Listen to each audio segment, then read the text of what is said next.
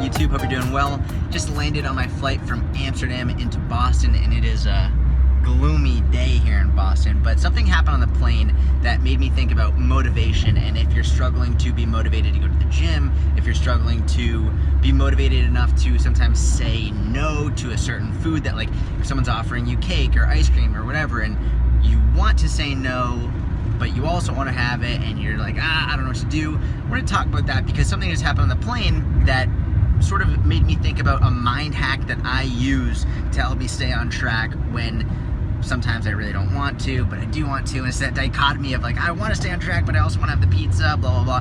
How do we do it? So what happened was the steward was going around giving out ice cream, and they were like, do you want it? And just instinctively, I was like, no, I'm good, thank you. And the guy next to me was like, man, you're stronger than I am. Like, I want it. And he actually was like, can I have yours too? So I got mine, I gave it to him. But basically, he said something that really made me think. He was like, you're stronger than I am. And he was like, I need it.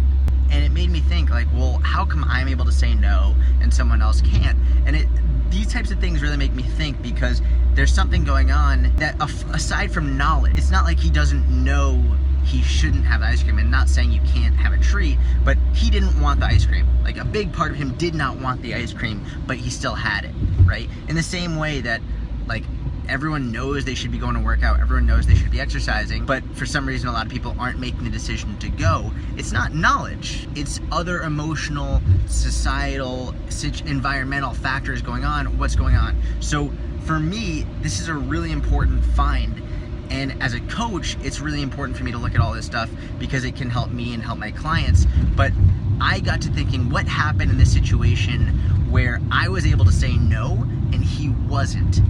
And it came down to a simple understanding of a mind trick that I use subconsciously. This isn't something I've done purposefully, but basically, when I was offered the ice cream, instinctively I said no. And a lot of fitness professionals would say it's just a habit and you need to get used to being in the habit, but we need to break it down further. It's not just the habit. What I actually did in that situation was I imagined myself, because here's the most important part. I wanted the ice cream. I would have much rather have that ice cream than not, from the perspective of it looked delicious. Who wouldn't want the ice cream? But I put myself mentally in a position of, okay, when I'm done eating it, how am I gonna feel? And if I was in a birthday party situation or like an event where it was truly phenomenal ice cream, not airplane ice cream or whatever, and I was gonna be like, hey, that was worth it, then I would have had it.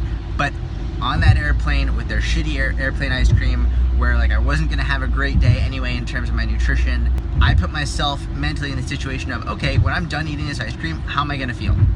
I was gonna feel like shit. I wasn't gonna be happy that I had that crappy airplane ice cream. I was gonna be like, okay, like that probably wasn't worth it, and now I'm gonna have to be more strict with my nutrition throughout the day. By putting myself in that situation, in that future situation, I was more easily able to say no, because I knew the rest of the day I wouldn't feel good about it. Whereas if I hadn't done that, if I had just been like, ooh, that looks pretty good, I want that, I want that, I want that, it would have been harder for me to say no, because I was just thinking about, ooh, how good that's gonna taste, how good that's gonna taste.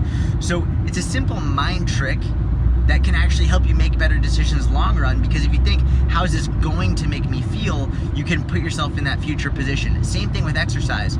A lot of times I don't want to go to the gym, I don't want to work out. Everyone has those feelings. It's not like personal trainers like they always want to work out. Like, no, we have lazy days, we have lazy times, we don't want to work out too. For me, if I don't want to work out, one thing that I'll do is, okay, if I don't go to the gym today, if I don't get my workout in, how am I gonna feel? I'm gonna feel like shit. And I think about that.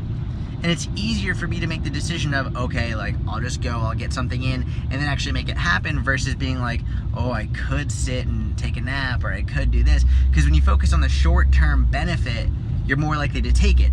But if you look at the long-term effect, you're more likely to take what's gonna benefit you long-term. So if you know long-term, later in the day, you're gonna feel like shit, you'll go do it. If you know long-term, later in the day, you're not gonna be happy you had that ice cream, you're less likely to do it. So start thinking about that long term. Someone offers you the pizza, so you're thinking, I don't really want to go to the gym. Think about how it's going to affect you later down the road that day, and you're more likely to make the decision that's going to make you happier at the end of the day, which is pretty cool, I think. So I hope this helped. Any questions or comments, leave them below. Have a wonderful day. Talk to you soon.